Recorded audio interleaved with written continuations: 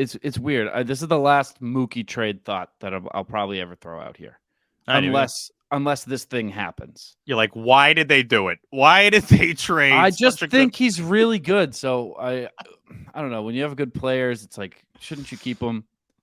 They did it with this other guy in 1918. What do you got, Joe? What I really got is if Alex Verdugo gets moved this offseason, the trade tree that I don't know how common that is, if people are aware of trade trees. I thought that I knew the guy who invented that term. I think I'm wrong. I think that it's more common than I was aware of. The trade tree expands quite a bit on the Red Sox side. And as much as I love Alex Verdugo, there is also like a golden opportunity to push even further the narrative that the Red Sox won this trade. It doesn't really matter at the end of the day. And like, we would all much rather have Mookie than, 7 pieces that all cumulatively their WAR actually outweighs Mookie. But I think people really, really lose sight of the fact that it was 55 games of Mookie Betts that were traded away. Dude, I don't talk about it much because everyone loses their mind, but it's the price contract. It's literally the COVID season. That was it. Which, if he played on the team, one of the worst Red Sox teams ever, you think he's coming back versus playing for the defending world champion LA? Now, maybe they don't win without him. I get it. They probably do. But still, they probably still do. But you think Mookie would have stayed here after that, and after the negotiations would have been garbage, and LA would have been like, dude, we're going to give you more than you want. Like, here's the deal. That's the thing that not enough people wrap their brains around. He can say he wanted to stay here, and the Sox could have still sucked in negotiations, and he would have gone to LA anyway. And now you still have Verdugo. You still have Wong. Price is gone for one season. 2 months of Mookie Betts. And the thing is, Alex Verdugo's 2020 season, even if you're just comparing, like, well, how did they fare that year? There's like a difference of 1 game of WAR between the two of them. So in the 2020 season.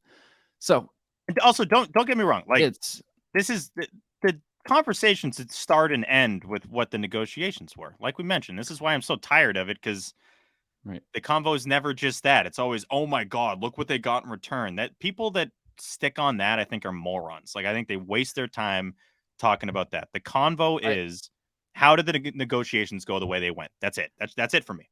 And I think it's that phrase that I love ever so much. I'm going to learn it one day. It's the getting too close to the light to see the trees in the forest. Smell your own piss. Yes. You can't piss in the forest if you're already made of piss. So when you get too close to this and you start analyzing the tiny little details, you have to take a step back. You have to take a lap and come back and look at it. And like, the truth of the matter is that the Red Sox had a GM who all he ever did was spend money, give contracts, get the best players, and lock them up. And then they decided to bring in somebody else. And that guy's track record is building a team without spending a lot of money. And then it came time to give a big contract to their big guy, and they traded him instead. And people are like, oh, I guess Mookie didn't want to be here. I guess that's why. Come on. They brought in a guy who doesn't spend money and is good at moving players, and traded for guys who have 2 out of 3 turned out to be assets to the team. So it's like, that was always what was going to happen. I don't think there was ever any real negotiations. I don't know if $300 million was ever on. It doesn't really make a lot of sense if $300 million was ever on the table, does it?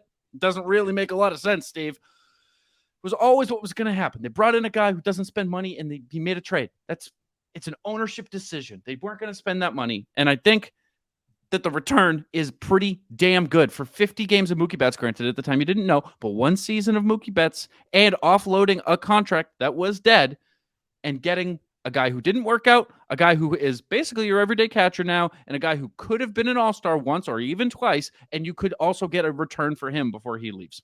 That's okay with me. I think, in all things considered, I don't even think that it's a bad trade. When you look at all those things, I think it's pretty good. Hate to say it, Steve. My final take, I think the Mookie Betts trade was pretty good. I don't want to say the Sox won it, but it was worked out. I've never lost sleep over the trade. I've lost sleep over negotiations. The thing that's always pissed me off is allegedly what the negotiations or lack thereof were. That's what pisses me off for a guy that's one of the best players in your team's history and that's super young. There's also, a big part of me that's like when Mookie Betts is 35 years old, he's still going to be owed $170 million. So it's like, that's the part that the Dodgers are okay with, and that clearly the Red Sox were not.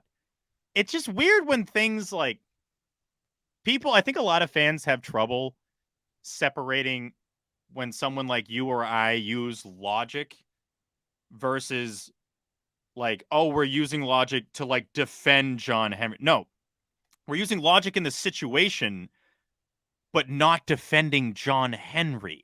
No, John Henry was being a cheap bastard, and that's why they don't have Mookie Betts. Yeah. And I've accepted that that's what it was. But he has the capital to have paid Mookie Betts to be here. I wish he did that. But the fact that he made up his mind he's not doing that, I think it worked out. I wish he didn't. It would make a lot more sense if he didn't, but I think it's all worked out given that you can accept that that's what he did. It's just always killed me that when you use like a rational example of what you think about the trade, like breaking the trade down and like, what they got and all that. And when you're realistic about it, you get treated like you're defending John Henry for Mookie not being here. And the dumbos don't understand those are two completely different things. Those are on different wavelengths. They are not the same at all, but they get grouped in because it's just that name Mookie. It's just Mookie Betts isn't on the Red Sox. And then they put all the stuff under that list and it all just gets bunched together. And it's like, no. There's two stories to tell here. It's what happened with the trade versus why the hell weren't there legitimate contract negotiations for one of the greatest players in Red Sox history. Those are separate